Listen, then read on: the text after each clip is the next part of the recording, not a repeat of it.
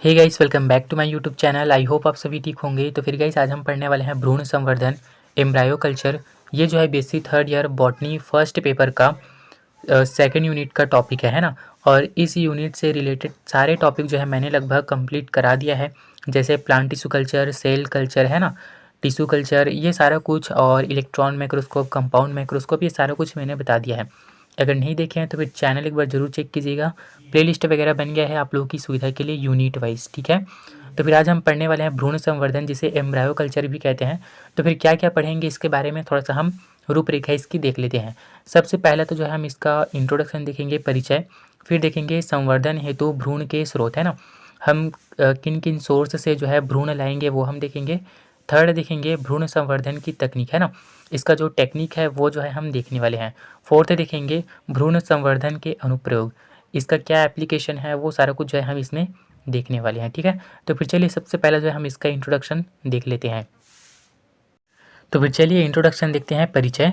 नियंत्रित अजर्मीकृत स्टेरिलाइज्ड प्रयोगशाला में कृत्रिम पोषण माध्यम पर किसी पौधे के अविकसित या पूर्ण विकसित भ्रूण से नए पौधिका एवं अंततः नए पौधे के विकास की प्रक्रिया को भ्रूण संवर्धन या एम्ब्रायो कल्चर कहते हैं। जैसे कि आप लोगों को याद आ रहा होगा कि मैंने प्लांट टिश्यू कल्चर जब बताया था, तब उसमें हम क्या करते हैं, प्लांट का जो है कोई भाग लेते हैं ना, या फिर हम उसका कोई छोटा सा सेल ले लेते हैं। उस सेल को हम क्या करते हैं, अजर्मीकृत करते हैं। अजर्मीकृत करना मतलब उसको स्वच्छ करना, है ना, साफ करना, बैक्टीरिया रहित करना या वायरस रहित करना, ठीक है, एक प्रकार से स्वच्छ करना, ठीक है।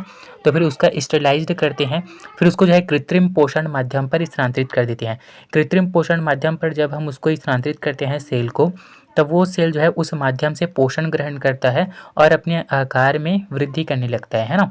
फिर वो जो है कैलस का रूप ले लेता है। फिर कैलस को जो है दूसरे पोषण माध्यम पर स्थानांतरित करते हैं, जिससे जो है वो कैलस जो है वो पूरे प्लांट के रूप में जो है विकसित हो जाता है ना। तो उसे जो है हम प्लांट टिश्यू कल्चर कहते हैं। लेकिन यहाँ पे जो है हम भ्रूण संवर्धन के बारे में पढ़ रहे हैं ना, एम्ब्रायो कल्चर के बारे में पढ़ रहे हैं। तो फिर यहाँ पे हम क्या करेंगे कि किसी पौधे से जो है हम अविकसित, है ना, अल्प विकसित या पूर्ण विकसित जो है भ्रूण को लेंगे, और उस भ्रूण को जो है कृत्रिम पोषण माध्यम पर, है ना, यानी कि उसको स्टेरिलाइज्ड करेंगे और कृत्रिम पोषण माध्यम पर जो है स्थानांतरित कर देंगे। फिर वो भ्रूण जो है उस पोषण माध्यम से जो है पोषण ग्रहण करेगा। फिर वो जो है एक नए पौधिका, है ना, फिर नए पौधिका से जो है नए पौधे के रूप में जो है विकसित हो जाएगा। तो फिर इसी प्रक्रिया को ही जो है हम भ्रूण संवर्धन कहेंगे, या एम्ब्रायो कल्चर जो है कहेंगे। आई होप आप लोगों को समझ आया होगा। अगर आप लोग प्लांट टिश्यू कल्चर पूरा समझ गए होंगे तो फिर ये एम्ब्रायो कल्चर भी आप लोग समझ गए होंगे, है ना। एक बार फिर से मैं बता देता हूँ, ये जो भ्रूण है ना, उसको जो है हम पौधे से निकाल लेते हैं और उसको जो है पोषण माध्यम पे डालते हैं, है ना। पोषण माध्यम से जो है ये भ्रूण पोषण ग्रहण करता है, फिर एक नए पौधे के रूप में विकसित हो जाता है। तो फिर यही प्रक्रिया जो है भ्रूण संवर्धन या एम्ब्रायो कल्चर कहलाता है। आई होप आप लोगों को समझ आया होगा। सेकंड देखते हैं, संवर्धन हेतु भ्रूण के स्रोत, है ना, source of embryo for culture. तो फिर संवर्धन के लिए भ्रूण हम कहाँ कहाँ से प्राप्त कर सकते हैं वो हम देख लेते हैं। फर्स्ट है पूर्ण परिपक्व भ्रूण को बीज से निकालकर संवर्धित करना, ठीक है। तो फिर हम भ्रूण को जो है बीज से निकाल सकते हैं और उसका जो है संवर्धन कर सकते हैं। फिर संवर्धन के पश्चात जो है एक नया प्लांट बन जाएगा, ठीक है। तो फिर बीज से जो है हम भ्रूण प्राप्त कर सकते हैं। सेकंड लिखा है, एक पूर्ण एम्ब्रायो को अनेक पार्ट में काटना तथा उन पार्ट से नए प्लांट का विकास करना। अब देखिए, कोई हमें भ्रूण प्राप्त हुआ है ना, कोई एक पूर्ण एम्ब्रायो हमें प्राप्त हुआ है। उस भ्रूण को जो है ना हम कई भागों में जो है बांट देंगे। फिर उन सभी पार्टों से, है ना, उन सभी पार्ट का जो है हम अगर कल्चर कराते हैं तो फिर उन सभी पार्ट से जो है एक नया नया प्लांट जो है विकास किया जा सकता है, ठीक है। तो फिर एक पूर्ण एम्ब्रायो को अनेक पार्ट में काट कर भी जो है नया प्लांट प्राप्त किया जा सकता है। फिर देखते हैं थर्ड, परिपक्व एम्ब्रायो या प्रो एम्ब्रियो को परिवर्धित कराकर नए पौधिका का विकास किया जा सकता है। अभी जो परिपक्व एम्ब्रायो तो आपको पता है ना, भ्रूण। अभी यहाँ पे लिखा है प्रो एम्ब्रियो, तो फिर प्रो एम्ब्रियो जो है एम्ब्रायो बनने के पहले की अवस्था है, ठीक है। पहले प्रो एम्ब्रियो बनता है, उसके बाद जो है एम्ब्रायो बनता है, ठीक है। तो फिर एक परिपक्व एम्ब्रायो से भी और प्रो एम्ब्रियो को परावर्तित करा करके भी जो है एक नए प्लांट का जो है विकास किया जा सकता है, ठीक है। ये थर्ड में लिखा हुआ है। फोर्थ लिखा है, अंकुरण क्षमता रहित बहुभ्रूणीय बीजों के भ्रूणों को अलग अलग निकालकर नए पौधों में विकास करना। तो फिर जो कई बीज ऐसे होते हैं जिनमें जिनका जो भ्रूण होता है ना, उनमें जो है अंकुरण क्षमता नहीं पाया जाता। तो फिर उन पौधों को उगाने के लिए क्या करते हैं, उनका जो है भ्रूण को निकाल दिया जाता है, उनके उन बीजों के भ्रूण को निकाल दिया जाता है और उनका संवर्धन करा करके जो है नए प्लांट का विकास किया जाता है। तो फिर यहाँ से भी जो है हम भ्रूण प्राप्त कर सकते हैं। अब 5th लिखा है, संकरण प्रयोग से प्राप्त बीज प्रायः बांझे होते हैं। जो हाइब्रिडाइजेशन वगैरह जो होता है ना, उनके प्रयोग से जो बीज हमें प्राप्त होता है वो जो है बांध्य प्रकृति के होते हैं। तो फिर ऐसे बीजों से भी जो है भ्रूण को अलग करके जो है नए पौधे का विकास किया जाता है संवर्धन द्वारा। तो फिर ये 5 सोर्स हमने देख लिया। सबसे पहला तो बीज ही है ना, बीज से जो है हम भ्रूण प्राप्त कर सकते हैं। सेकंड हमने क्या देखा कि एम्ब्रायो को जो है अनेक भागों में काट देंगे, फिर उन प्रत्येक भागों से जो है हम नए प्लांट का विकास करेंगे। थर्ड हमने देखा परिपक्व एम्ब्रायो और प्रो एम्ब्रियो से भी जो है हम प्लांट विकसित कर सकते हैं। फोर्थ हमने देखा जो अंकुरण रहित बीज होते हैं ना, जिनमें अंकुरण क्षमता नहीं पाया जाता, उन बीजों से भी जो है हम भ्रूण को अलग करके उनका कल्चर करा करके नए पौधे का विकास करा सकते हैं। और फिफ्थ हमने देखा जो हाइब्रिडाइजेशन होता है, उनके प्रयोग में जो प्लांट बनते हैं उनका जो बीज आता है ना, वो जो है बांध्य प्रकृति के होते हैं। तो फिर उन बीजों से भी जो है भ्रूण को अलग करा करके उनका संवर्धन कराकर प्लांट विकसित किया जा सकता है। तो फिर ये हमने 5 स्रोत जो है देख लिए। अब चलिए बढ़ते हैं आगे। थर्ड देखते हैं भ्रूण संवर्धन की तकनीक, टेक्निक ऑफ एम्ब्रायो कल्चर है ना। आखिर किस प्रकार से भ्रूण संवर्धन किया जाता है वो हम देखते हैं। फर्स्ट लिखा है, सर्वप्रथम भ्रूण के स्रोत को HgCl2 या सोडियम हाइपोक्लोराइड के घोल द्वारा बंधीकृत करते हैं। यह प्रक्रिया सतही निजर्मीकरण कहलाती है। निजर्मीकरण मतलब कीटाणु रहित करना है ना। तो फिर जो हमने भ्रूण लिया है जिसका हमें कल्चर कराना है, उसको जो है HgCl2 या सोडियम हाइपोक्लोराइड के घोल द्वारा जो है हम उसको कीटाणु रहित करते हैं, निजर्मीकरण जो है उसका करते हैं। ठीक है, तो फिर ये फर्स्ट है। सेकंड देख लेते हैं, परिपक्व भ्रूण समान या पोषक माध्यम में, जबकि प्रोएम्ब्रिया अपरिपक्व भ्रूण कोकोनट मिल्क में विकसित होते हैं। आवश्यकता अनुसार इनमें विटामिन, हार्मोन, अमीनो अम्ल इत्यादि का भी जो है प्रयोग किया जाता है। अब देखिए जो परिपक्व भ्रूण है ना, जो पूर्ण तरीके से विकसित हो गया है, वैसे भ्रूण को जो है पोषक माध्यम में विकसित कराया जाता है ना। लेकिन जो प्रोएम्ब्रिया है, जो कि भ्रूण बनने की पहले की जो अवस्था है वो है ना, भ्रूण बनने की पहली जो अवस्था आती है उसको जो है प्रोएम्ब्रिया कहते हैं। तो फिर जो प्रोएम्ब्रिया अपरिपक्व भ्रूण है ना, इसका विकास जो है कोकोनट मिल्क में कराया जाता है। साथ ही जो है इसको आवश्यकता अनुसार विटामिन, हार्मोन आदि भी अमीनो अम्ल भी जो है दिया जाता है, ताकि इसका विकास जो है वो अच्छे से हो सके। तो फिर ये हमारा सेकंड पॉइंट है। अब जो है हम थर्ड पॉइंट देख लेते हैं।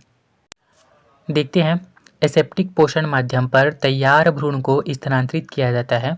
आवश्यकता अनुसार इसमें ऑक्सिन, साइटोकाइनिन मिलाया जाता है तथा नए पौधिका को विकसित होने दिया जाता है। अब हमने जो पोषण माध्यम तैयार किया है ना, उसको जो है हम उसमें जो है भ्रूण को स्थानांतरित कर देते हैं। ठीक है, जो हमने पोषण माध्यम जो लिया है उसमें जो है भ्रूण को स्थानांतरित कर देंगे और उस पोषण माध्यम में आवश्यकता अनुसार जो है हम ऑक्सिन और क्या मिलाएंगे, साइटोकाइनिन को जो है मिलाएंगे। क्यों मिलाएंगे? क्योंकि ये जो ऑक्सिन और साइटोकाइनिन है ये जो है पादप हार्मोन्स है ना। ये जो है प्ररोह तंत्र और जड़ तंत्र को बढ़ने प्ररोह तंत्र के विकास के लिए जो है आवश्यक होते हैं ऑक्सिन और साइटोकाइनिन। ठीक है, तो फिर जड़ तंत्र और प्ररोह तंत्र का अच्छे से विकास हो उसके लिए जो है हम उस पोषण माध्यम में ऑक्सिन और साइटोकाइनिन को जो है मिलाएंगे। ठीक है, फिर जो है उस नए पौधिका को जो है विकास होने के लिए जो है हम उसको पोषण माध्यम पे छोड़ देंगे। ठीक है, तो फिर वही लिखा है। आगे है, कल्चर हेतु temperature 25 degree Celsius ±1 degree Celsius तथा 16 घंटे लाइट में उपचारित किया जाता है ना। यानी कि जो कल्चर है उसको जो है उसके लिए टेम्परेचर कितना होना चाहिए, 25 डिग्री सेल्सियस होना चाहिए। अगर कम ज़्यादा करें तो 1 डिग्री सेल्सियस है ना, यानी कि 24 और 26 डिग्री सेल्सियस तक, तथा 16 घंटे जो है प्रकाश में उपचारित किया जाता है। तो फिर ये फोर्थ हो गया। आगे देखते हैं, संवर्धन अंतराल में भरपूर पोषण हेतु संवर्धित हो रहे एम्ब्रायो को दूसरे ताजे पोषण माध्यम पर स्थानांतरित करते रहते हैं। अब हमने जो एम्ब्रायो लिया है ना, उसको एक पोषण माध्यम पे स्थानांतरित किया है, तो फिर उसको जो है उसी पोषण माध्यम पे नहीं रखते हैं, है ना, उसको जो है अलग-अलग पोषण माध्यम पे स्थानांतरित करते हैं, ताकि जो है उसको उचित समय पे उचित न्यूट्रिशन या उचित पोषण जो है उसको मिल सके, ठीक है। तो फिर वही लिखा है, संवर्धन अंतराल में भरपूर पोषण हेतु संवर्धित हो रहे एम्ब्रायो को दूसरे ताजे पोषण माध्यम पर स्थानांतरित करते रहते हैं, ठीक है। आई होप आप लोगों को समझ आया होगा। अब चलिए देख लेते हैं आगे देखते हैं। कल्चर में अनेक भ्रूण सदृश संरचनाएं बनाती है, इसे भ्रूणाभ कहते हैं। इसके पश्चात इसे अलग अलग कल्चर मीडियम संवर्धित किया जाता है ना। अब हमने जो कल्चर कराया है जिस भ्रूण का, है ना, उसमें जो है सदृश संरचनाएं बनती है, जैसे कि प्लांट टिश्यू कल्चर में कैलस बनता था, है ना, उसी प्रकार इसमें जो है भ्रूणाभ बनता है, सदृश संरचनाएं बनती है, जिसे क्या कहते हैं, भ्रूणाभ एम्ब्रॉइड्स जो है हम कहते हैं, ठीक है।